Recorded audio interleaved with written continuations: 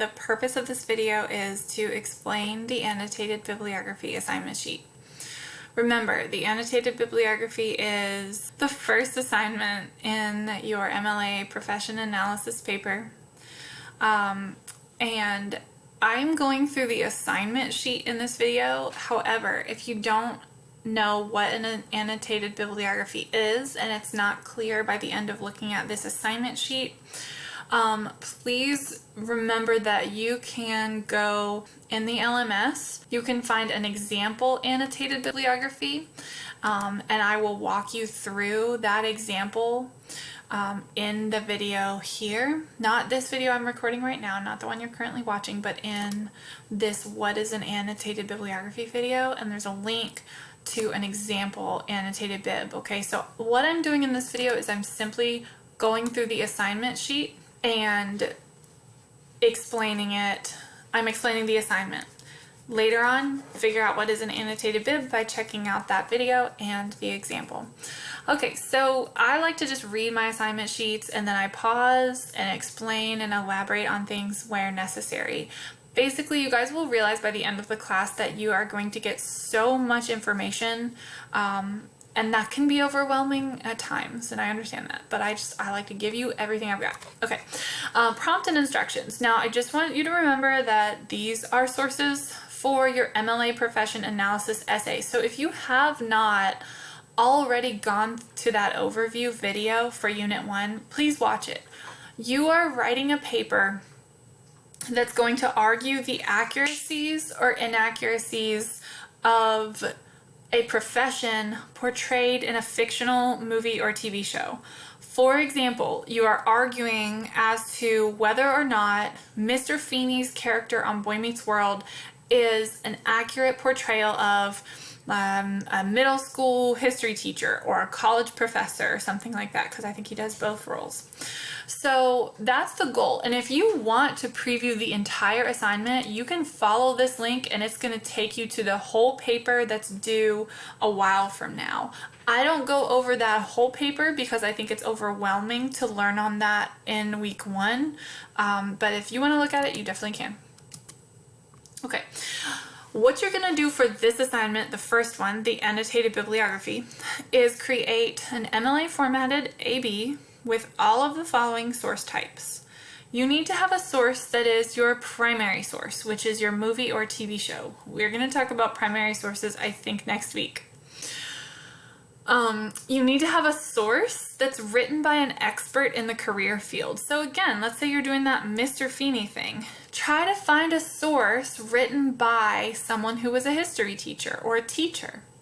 You need to have a ONET online occupation page. So here is, really quickly, here is the ONET website, and what you want to do is search for the profession title that you'll be analyzing. So for example, if I'm keeping in the same Mr. Feeney from Boy Meets World, he was a teacher. So let me just type in teacher and see what comes up. I'm going to get a list of options. So we have teacher assistant. Then we've got special ed teachers. He was not one of those. We got kindergarten teachers, elementary school teachers. Okay, so we've got middle school teachers. Maybe if that was the area of Mr. Feeney's life that I was looking at, then maybe I would check that out. But as I continue to scan down, I see post-secondary history teachers. That means after high school history teachers. Maybe I want to analyze Mr. Feeney's role in the college setting in the later years of Boy Meets World. So I would click on whatever was the closest page to the job that I want and read that description. And that's the source that I want you to cite on your annotated bibliography, is this page right here. I also want you to have a scholarly article, and so there's a section in our course about researching and using ProQuest, and we're going to talk about that too. I want you to have a source from a credible website in the career field. So most career fields have some kind of association where people who do that job can get access to resources. thinking about, like, if you are a pediatrician, there's the American Academy of Pediatrics. If you are a teacher and you're teaching in post-secondary, there's the AAUP. What is that credible, like, place to find resources for teachers? And I want you to just pick any source that you think would help you write your paper from that website. The final source that I want you to find is a secondary source that provides an interpretation of the movie or TV show that relates to the goals of this unit. Okay, so that's complicated, right? What the heck am I asking for here? That's a source from probably a website that interprets the movie or TV show, in our case, Boy Meets World, and relates to the goals, aka relates to accuracy of teaching. So what I would do if I was in this situation is I would go to Google, or how accurate is Mr. Feeney's job? Performance management lessons with Mr. Feeney. This feels shady, but I'm not really sure. I might look into this. So essentially what I'm going to do is search until I find something that's going to talk about, like, his job as a teacher and the analysis. If the article, it would be great if you could find an article on accuracy or inaccuracy, but if you can't, like, I'm just going to settle on this one for right now. If you can't find something that talks about accuracy, but it talks about, like, in this case, the job of managing students in the classroom, and it relates, this is what's important, and it relates to your movie or TV show that you've selected, then go for it.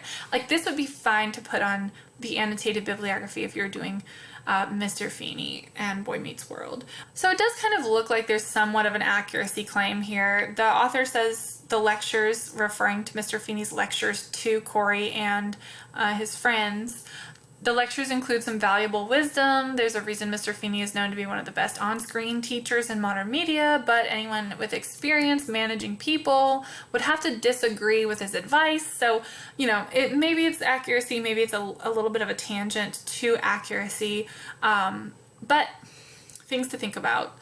I would probably want to question the authenticity, or not necessarily authenticity, but there's just two different spellings of Corey, which throws up a red flag for me in terms of credibility of the author. But as far as I'm concerned, I would be fine to put this on my annotated bib. So I hope that offers an example of what I'm looking for with this final bullet. So just a recap. Primary source, movie or TV show. You need to have that.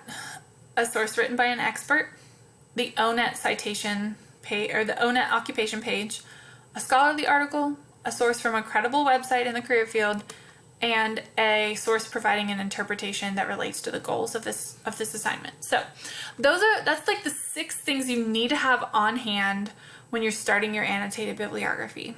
If you don't have them all on hand, but you're like, well, this is due in a week, get started working on your AB while you continue to find the sources you don't have. All right, so what is your annotated bibliography supposed to look like? Because it's not a paper. It's not an essay. It does not have an introduction. It does not have a summary or a purpose statement. It does not have a thesis statement. It does not have a conclusion. So what does it have? Every annotated bibliography has the MLA basic background format that you learned in English 111. Has, in my case, I would like you to title it Annotated Bibliography. And then right below that, it has a citation. Okay, an MLA formatted 8th edition citation. Below that citation, it has a paragraph. It moves on to a new source and provides a citation and then a paragraph. Another citation and a paragraph. I want you to imagine in your head just a works cited page. So you wrote a paper and at the end you put your sources. Now imagine that works cited page as if you spaced out a big space between each one of those citations on your citation page, and you put a paragraph in between each one. That's visually what an annotated bibliography is going to look like. So again, I'm going to the sample that I link you. Here's the citation, okay? Then a paragraph. I'm talking about visuals. I'll tell you what to put in that paragraph in just a second. Here's another citation that I'm highlighting. and then another paragraph below that citation. All right, that's source number 2. Here's another citation that I'm highlighting, and then the paragraph below that. And it continues on in this format, and it's citation, paragraph, citation, paragraph, citation, paragraph, until you get to the end. And the very last thing is a citation and a paragraph, and you don't need any conclusion or anything like that. So let's talk about what needs to go in that paragraph. Your paragraph description, or what I would call an annotated bibliography entry, under each citation needs to have 2 parts.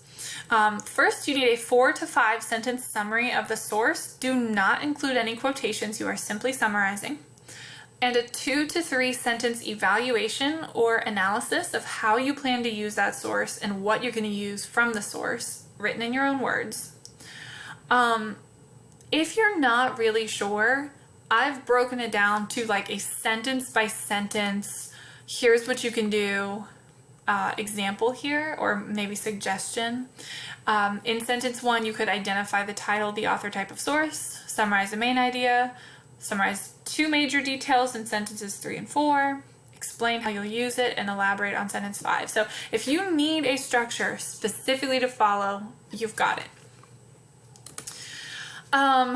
Okay, so some penalties that I go through is just, if you turn in your annotated bib but it's missing sources, I take 10 points for every missing source. So if you have 4 sources on your annotated bib, then I will take away 6 minus 4 is 2, 20 points. Check the course schedule, and you can print this assignment sheet if you'd like, and then write down the due date. And then below you will find the rubric that I use for grading. So that's the annotated bibliography assignment. Before you can do the annotated bib, you have to pick a topic, which means you have to figure out like what movie or TV show you're going to analyze and what profession you're going to focus on. Once you do that, then you have to start doing your research. You can do your annotated bib after you've found all of your sources, or you can just do them one by one as you find your sources. If you have questions, you're like, I just need to get all my questions out, please ask them wherever you feel fit.